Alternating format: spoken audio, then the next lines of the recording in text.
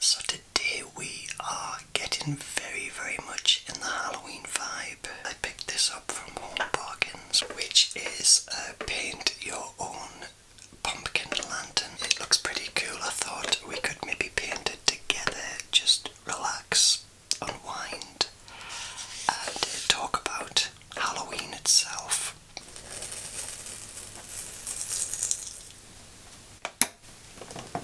And there is our pumpkin, and as you can see, he is ceramic.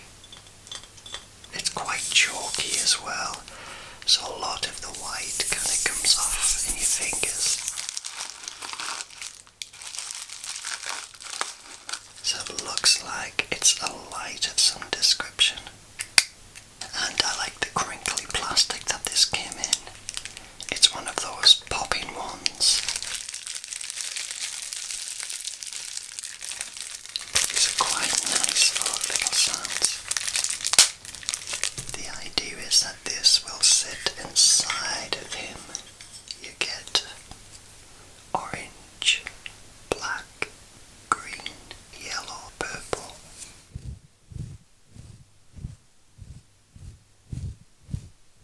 So maybe we can start to paint our little pumpkin and maybe have a chat about Halloween itself while we do it.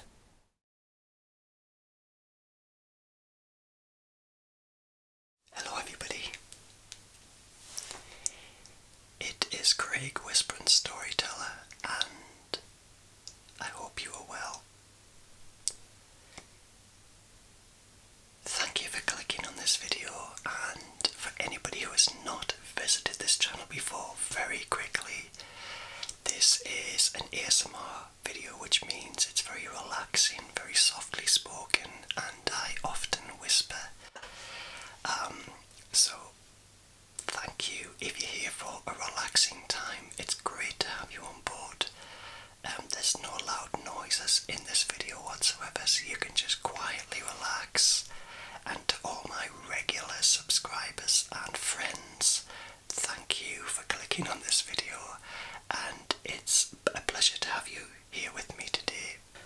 So today we are getting very much in the Halloween vibe, and it's so relaxing, and we're just gonna have a bit of time talking all about Halloween itself. I'm feeling the nice spooky ambience. I've got all my lights on, and it's got a nice Halloweeny vibe to it. Now, I was in the shop the other day and I picked this up from Home Bargains, which is a discount shop where we get a lot of things cheap. Not always great quality, to be fair, but sometimes there's some really good buys in there. And I picked up this, which is a paint your own pumpkin lantern. Yeah, it looks pretty cool. I thought we could maybe paint it together, just relax, unwind, and talk about Halloween itself. And you can see inside we get this little ceramic pumpkin, which isn't too dissimilar from this Halloween pumpkin I've got here. But this is a much smaller one, and you get some paints inside and you can paint it. So maybe we could open this up and give it a paint while we chat. Just nice and relaxing. And of course, anything with a box is a good chance to do some tapping as well. This inside is a pumpkin lantern, 5 paints, 1 paintbrush and 1 light. Let's open it up and have a look. Cellophane catches on it, you know, that you need to pick off.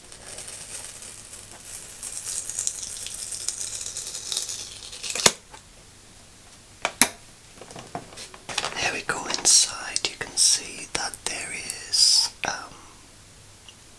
a ceramic pumpkin.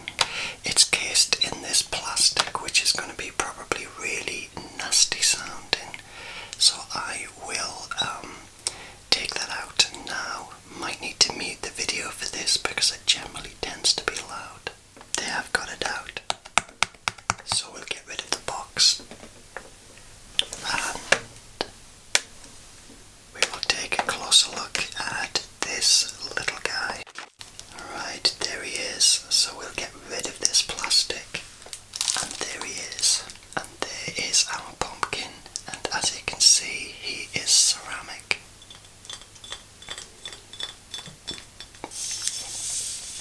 I like him.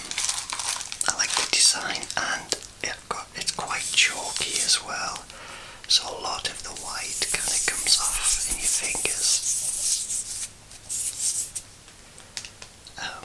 There's something inside. Let's take out this plastic.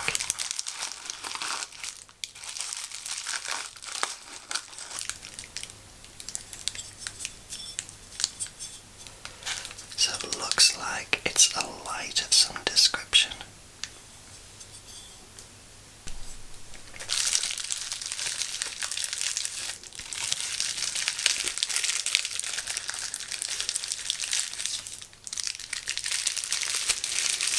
I do like the sound of this stuff.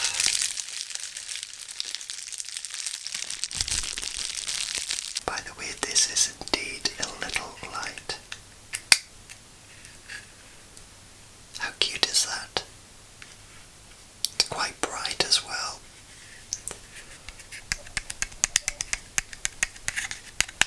And I like the crinkly plastic that this came in.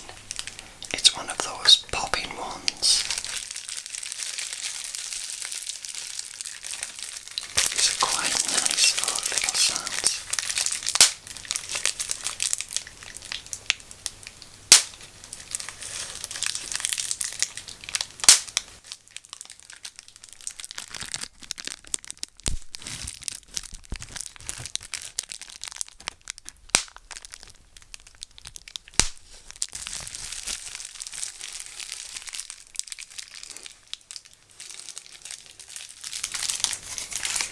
So the idea is that this will sit inside of him and light him up to sit on your shelf. Now you could put him on your mantelpiece. You could put him on your bookshelf. In fact, once we painted him, I might stick him on my shelf up there, and he can go along beside that one there. Okay, switch this off for now, because we're going to have a look at the paints. And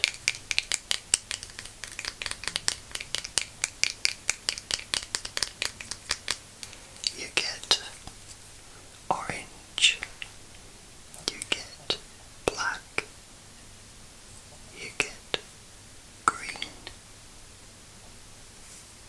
you get yellow and a purple, which are all the kind of spooky colours of Halloween. Also get this little brush.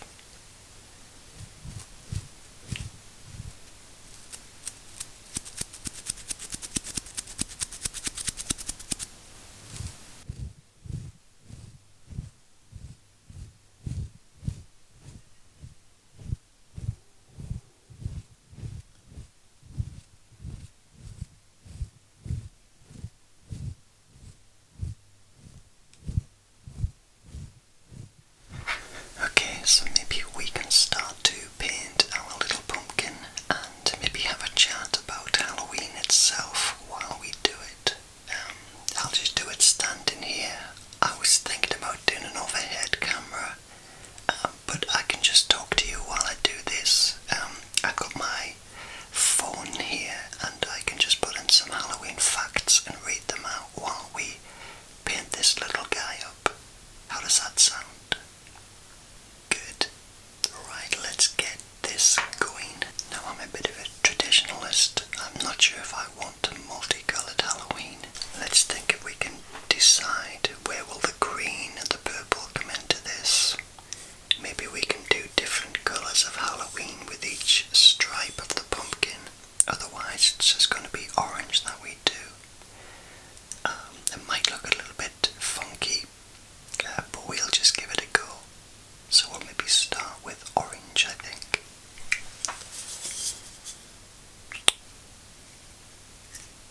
There we go. So inside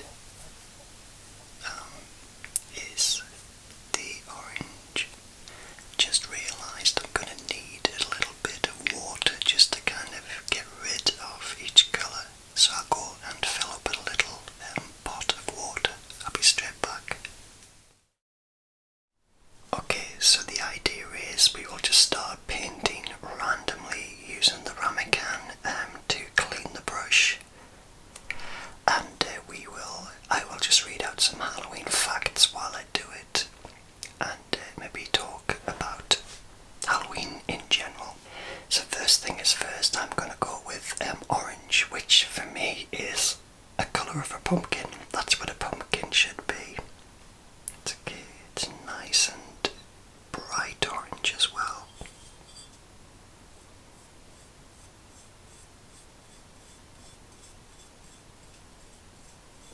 That goes on really nicely. Just rinsing my brush there.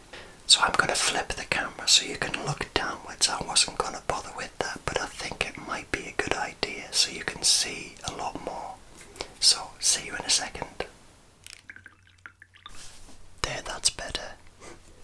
At least you can see what I'm doing now, to be honest. So as you can see, I did make a start with the orange, but yeah, I just changed the camera angle, so I'm now going with green. And as discussed, I think I'm just going to do a multicoloured Halloween pumpkin, using all these colours, purples, greens, etc. So let's have a chat. Why do we even celebrate Halloween? That's something that I've often thought. And I managed to get a few facts up about Halloween itself, which I'm going to read out to you.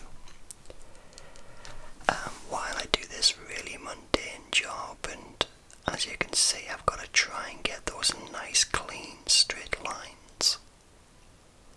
And yeah, applying that, it's a little bit like when you see women do nail varnish.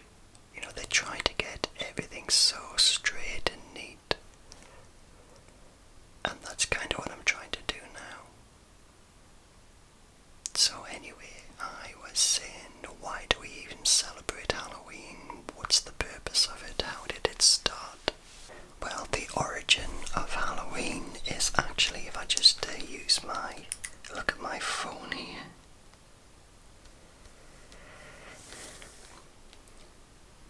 So the ancient origins of Halloween are Samhain, which is pronounced as Samhain or Samhain. I would have always thought it was Samhain, but this is the festival of the end of the summer. So Halloween's roots can be traced back over 2,000 years to the ancient Celtic festival of Samhain. I'm just going to call it Samhain because I will forget how to pronounce it. The Celts lived across the lands that we now know as Ireland, Scotland, and Great Britain. For these agricultural communities, November the 1st marked the end of the harvest season, the end of the light half of the year, and the beginning of the cold, dark winter. As you can see, I've just missed a space there.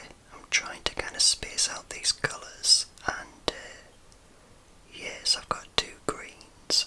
Now the brush isn't the best one, it's not a bad paint at all, but the brush itself is quite hard to get any detail. But we'll just keep going over things until we're happy with them. So, back to Halloween, it's a thin veil to the other world. So the Celts believed that on the night before the New Year, which was October the 31st, the veil separating the world of the living from the world of the dead was at its thinnest. This allowed the spirits of the deceased, including both good ancestral spirits and malevolent ones, to walk the earth.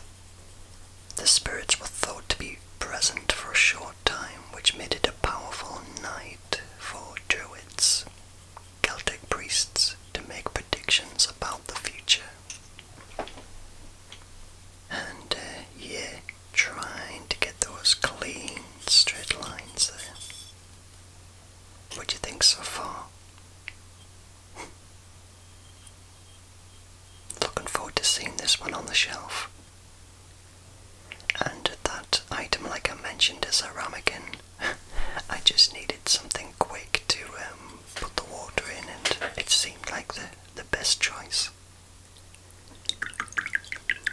So with Halloween, another thing I'm reading here is that as part of the Samhain festival,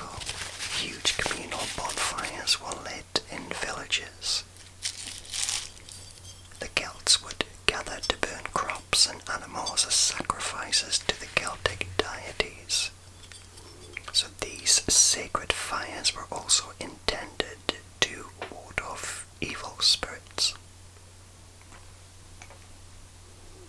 The bonfires themselves may have led to one of the holiday's other symbolic creatures, as the intense heat and light would naturally attract bats, which then became associated with the spooky night. I must admit, I think bats get a bad press. They get associated with creepy things, but they're probably the most misunderstood creatures of all time. I really do think they're quite fascinating. But they're just like mice with wings.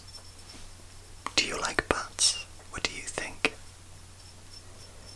And yeah, so as you can see, back to the pumpkin, I am going for the front of the jack-o'-lantern's face now. And just using a bit of orange for that base, because orange is the natural colour for pumpkins. I do like the little stalk on the top, it looks quite good. Hopefully I can give it a little bit of detail for that when I get round to it. And just trying to get in those grooves and make it nice and neat. So back to Halloween.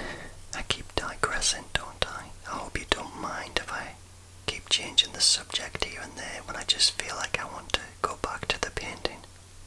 So the origin of costumes, a disguise to invade the unseen. So the tradition of wearing costumes also comes directly from Samhain, since the Celts believed that otherworldly spirits were wandering the earth on this night. They would often wear disguises, often clothing made of animal skins and heads, to avoid being recognized as human by the wandering spirits. This idea was to confuse or blend in with the supernatural beings. And there's also another heading here of European guising, I hope I'm pronouncing that right. But this custom evolved over centuries into what is known in parts of Ireland and Scotland as guising or mummying. People, often children or the poor, would go from house to house in costume, performing songs, poems or jokes in exchange for food for money, or shall I say food or money. This tradition is a clear precursor to modern trick or treating. Wow, so that's really interesting, because I've often wondered why trick-or-treating is a thing and why do we do it, but it seems to come from this, and again that it was children that actually did it. Yeah, fascinating stuff how tradition kind of twists over time, but you can see the clear distinction of where things came from. Yeah, that's looking good. I'm liking those clean lines. And I'm doing still on the orange here as well.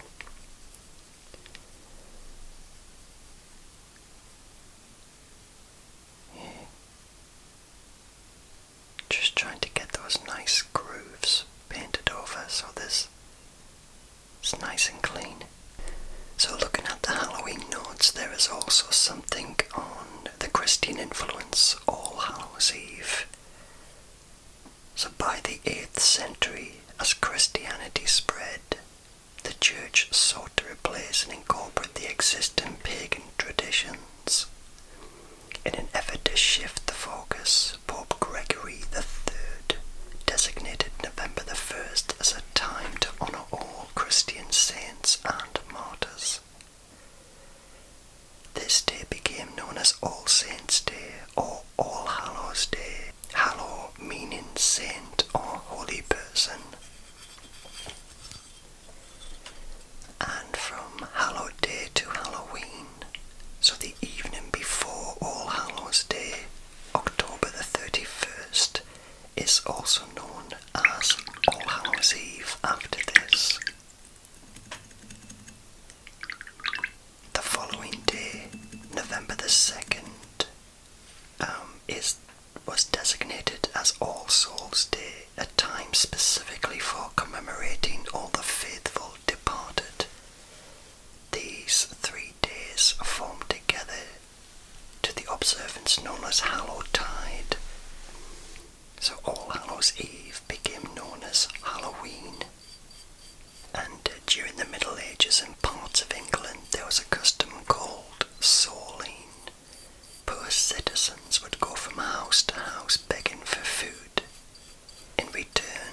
receiving a small loaf of bread called a soul cake, they would promise to pray for the souls of the household's dead relatives. This is considered another historical route for modern-day trick-or-treating. So you can see, as we're going through the ages, it's slowly becoming a bit more recognisable as what we know today as Halloween.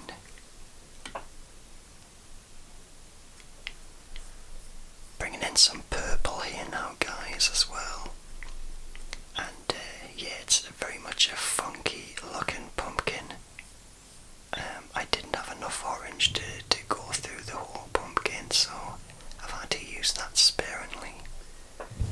I think this is going to look pretty cool. So yeah, we can see kind of how Halloween is morphed. But what about jack-o'-lanterns? So obviously pumpkins are a symbol of harvest, etc. But when did jack-o'-lanterns come into it? Well, let's have a look here. Now, the original carving was a turnip.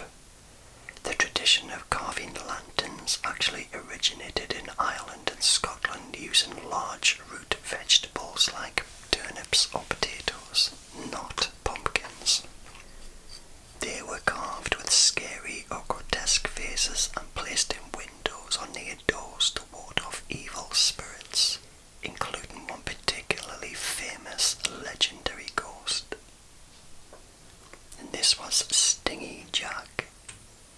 Now the custom is linked to the Irish myth of Stingy Jack. The story goes that Jack tricked the devil several times, leading to a pact where the devil could not take his soul. However, when Jack eventually died, he found that heaven would not accept him, and the devil refused to take his soul to hell. The devil only gave Jack a single burning coal, which Jack placed inside a carved-out turnip to light his endless wandering path. He's been forced to roam the earth ever since, and the carved vegetables became known as jack-o'-lanterns.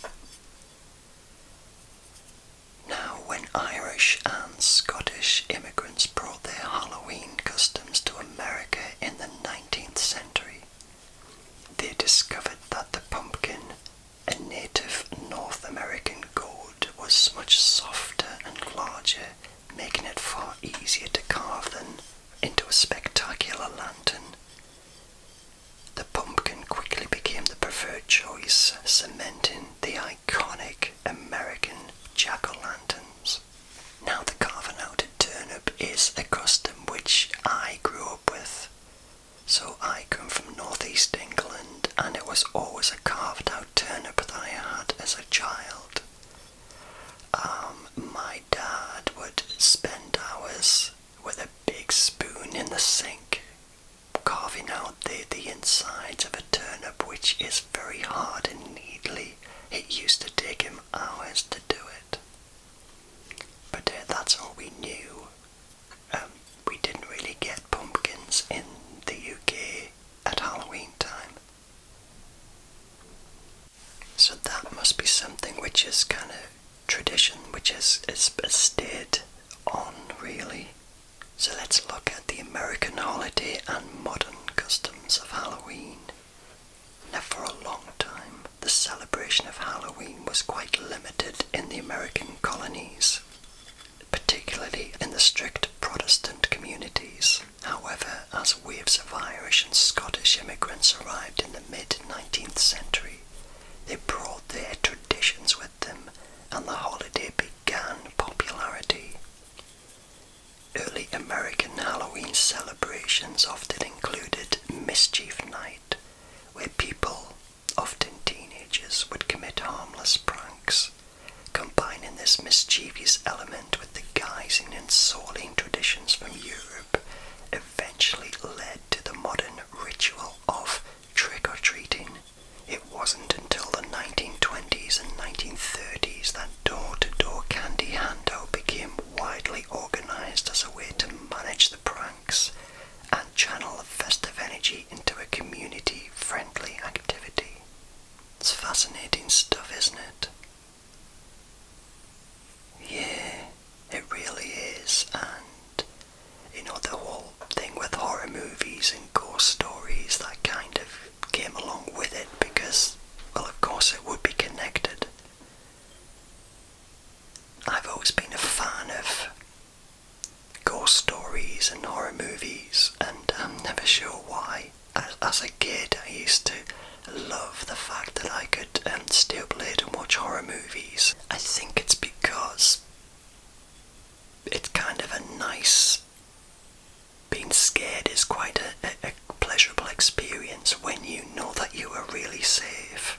So the fact that I'm watching a scary situation from the comfort of my living room makes me help to face those kind of fears. Yeah, it's interesting. Bringing in some black into the pumpkin now. Black I would not have expected to use, but it kind of fits in with the purple and the orange and the green. I think it looks pretty good. What's your thoughts so far? I just need to make sure that I cover all those white bits as well. Those white bits kind of need to be covered. I'm just looking for those nice, straight, clean lines. The last bit about Halloween here is the sweet revolution. So before the widespread commercialization of Halloween by the mid-20th century, treats were not always candy. Children often receive fruits, nuts, small toys and coins. And the rise of large candy corporations in the 1950s helped to solidify the tradition of going out and giving pre-packaged sweets or candy, transforming Halloween into the candy-focused celebration that we know today. Yeah, see, in the UK, Halloween was never huge. It was celebrated, it was observed, but it was never a massive thing. I mean, we always had these pumpkins as kids. We always went around the houses doing penny for a lantern, which is kind of our regional sort of take on the celebrations. We also did penny for a guy, which as you may know, the 5th of November, we also celebrate in England, especially for Guy Fawkes. And I know I did a video all about Guy Fawkes previously. I can't remember when it was, but it was a good few years ago now, I think. I'll maybe add the link to the video if you're interested. But now the whole lighting of fires and all this kind of tradition seems to be all linked to the end of the harvest season and the beginning of winter. Yeah, I found it really fascinating to look back and see why we celebrate.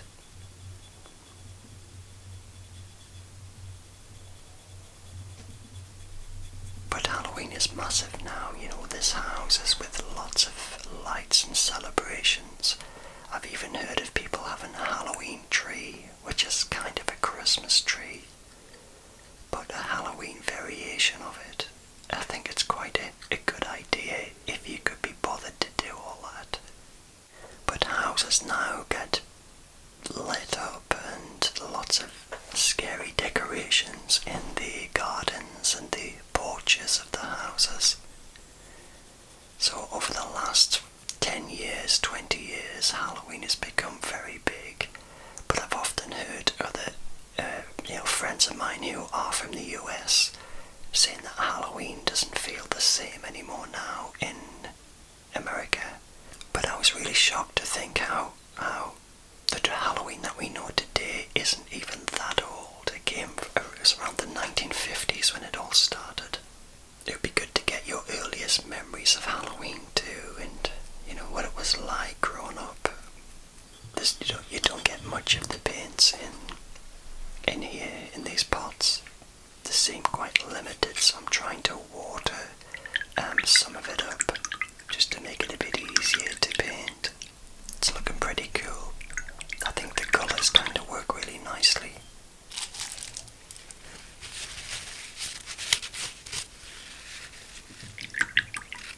Yeah, it's pretty hard. I think I'm going to have to change that water. It's getting a bit kind of dark. murky, and if you've noticed, I keep kind of flitting between the colours, and I'm not really planning this out very well. I'm just kind of going with instinct. Really, what I should have done was planned what colours were going to go where, and started with the lightest colours and kind of worked towards the black. But as you see there, I'm kind of trying to water down some of the colours to make it stretch that little bit more, because yeah, they're starting to dry up a little bit. It just makes that green just go that little bit longer.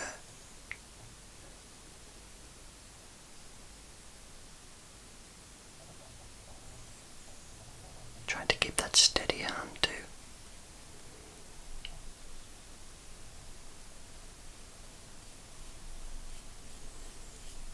Yeah, I think I must change that water in a few minutes.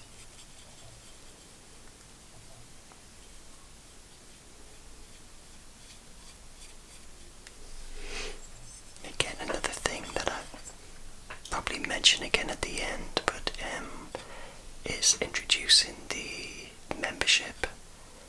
Now, I thought about the membership for months. Remember, I did a poll a few months ago just asking what the feelings were around introducing a membership tier. The reason being is, you mentioned about a way to give back, and sometimes even buying equipment and even buying all of the sweets and the biscuits can get expensive, and I thought just every penny can help. So whatever I make from this channel membership will just go straight back into the channel and help me buy materials and equipment when equipment need replacing. It would just be good to have a little bit of a fund there, especially for buying materials. I'm just going to change that water.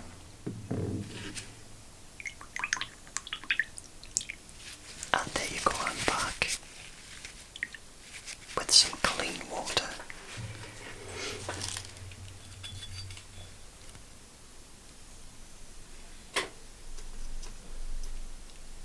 So, right, where was I?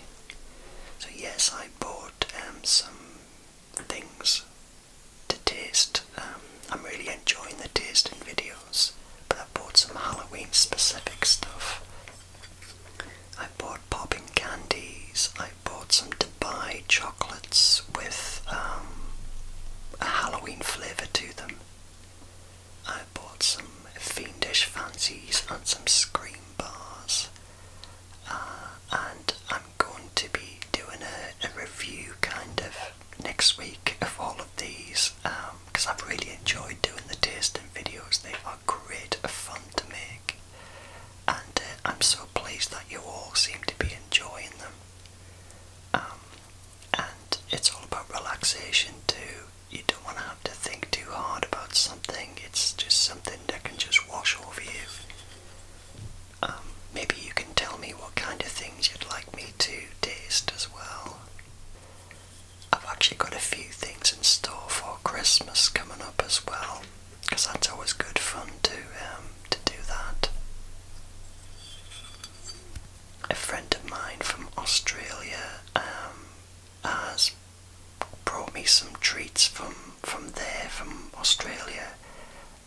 I just kind of put it on the back burner with it being Halloween season, but in November, I will give them a taste test, and they are Australian snacks. I'd love to do some American snacks as well.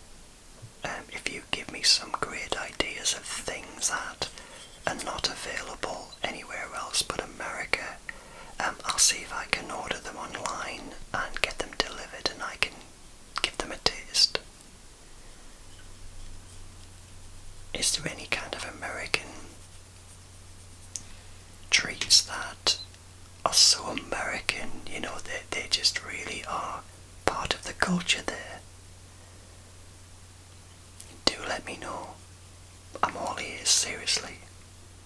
Yeah, this is coming together now. It's starting to look pretty cute and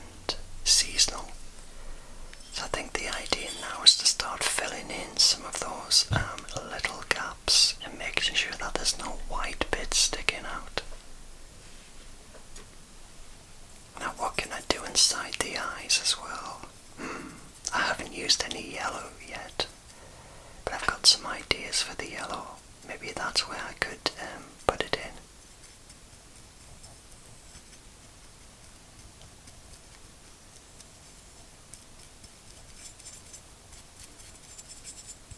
Makes me feel very sleepy when I do things like this. It's kind of almost like a mindfulness. You don't really have to think a great deal of when you're doing it. You can just think about anything and everything.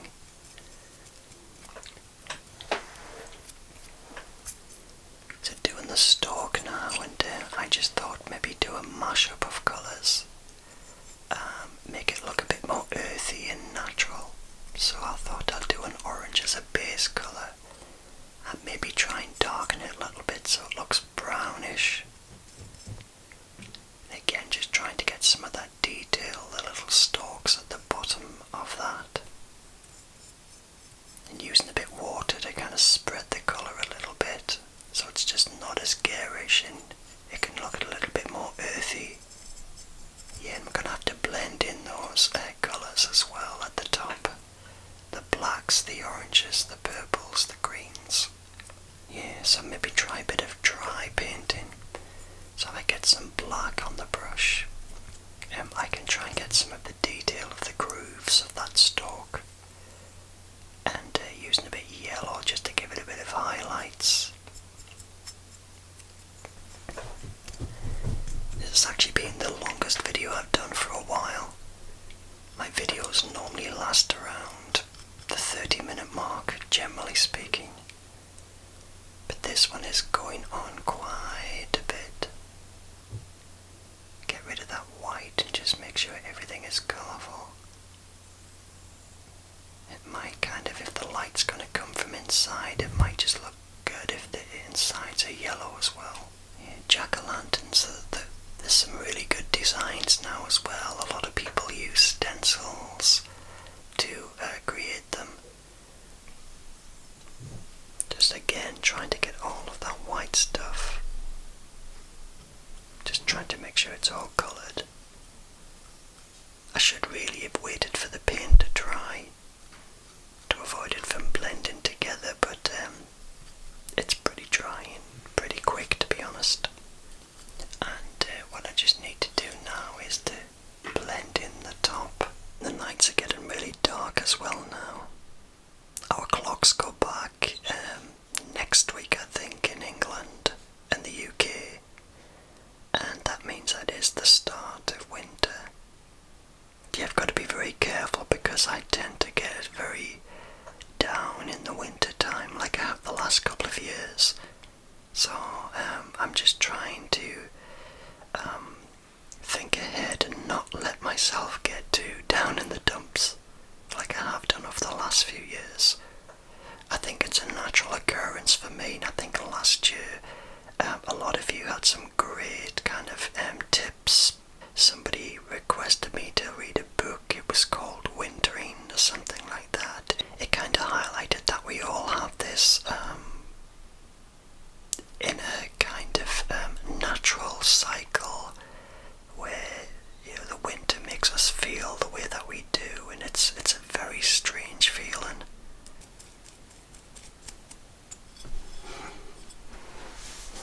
It's a very strange feeling. That's not something you can kind of rationalize. It's just, you know, when you wake up and it's gloomy and you just want to kind of stay in bed. I generally tend to sleep a lot more in the winter, and I probably go to bed a lot earlier. It's a tricky time, but I'm determined to be fine this year. I've started a new job, and I mean, I always enjoy this side of the year. Christmas, I love Halloween, I love the countdown. I just don't like the kind of January, February, March. That's what makes me struggle, is those months. I'm kind of talking about all sorts now. It's gone from one subject to the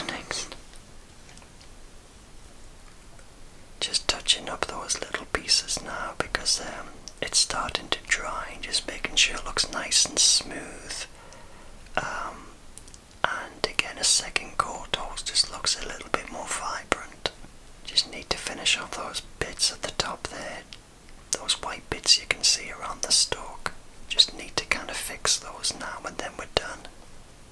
Yeah, while I've got the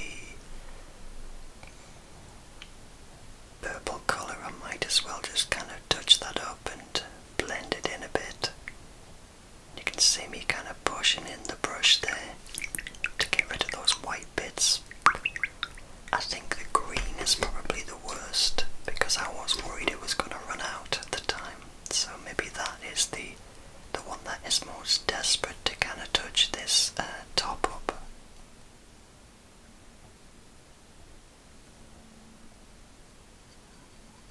Again, using as much water as I can just to make the paint kind of last as long as I possibly can.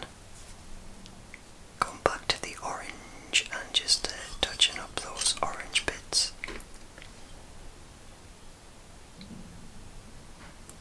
Pushing the brush in as far as I possibly can to cover up.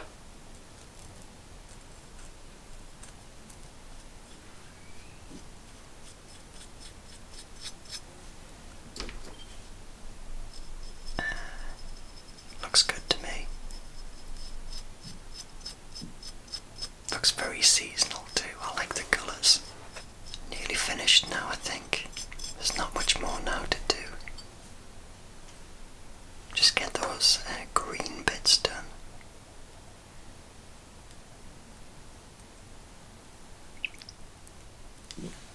Just take that colour off the brush and in I go with the green. And again, let's push that brush in, push it right in so we can cover those green bits up. It's hard to kind of get a grasp of it because it's all wet. I'm trying to avoid touching it, so it's a bit tricky to kind of spin round.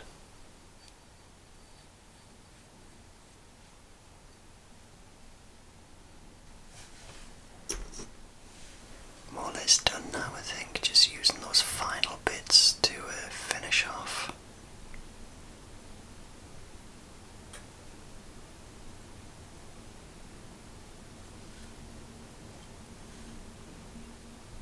And that last one.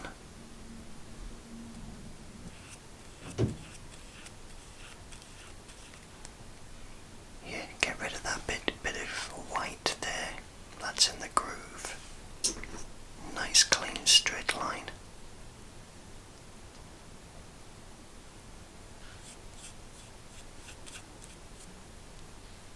And again, just going over those bits there where it's a little bit patchy.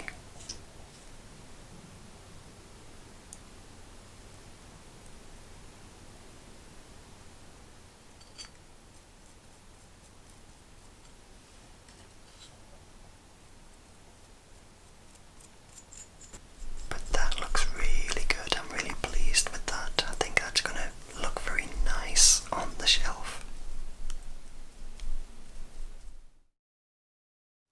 And there he is, all finished.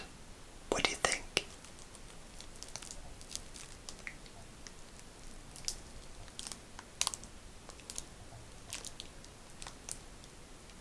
Isn't he great? Again, a huge thank you for watching me today. I've thoroughly enjoyed it. It's been so therapeutic, so relaxing, and it's been an absolute pleasure. Remember, if you'd like to become a Storyteller's Friend, this is a brand new option for you to help me and support this channel grow. It is a membership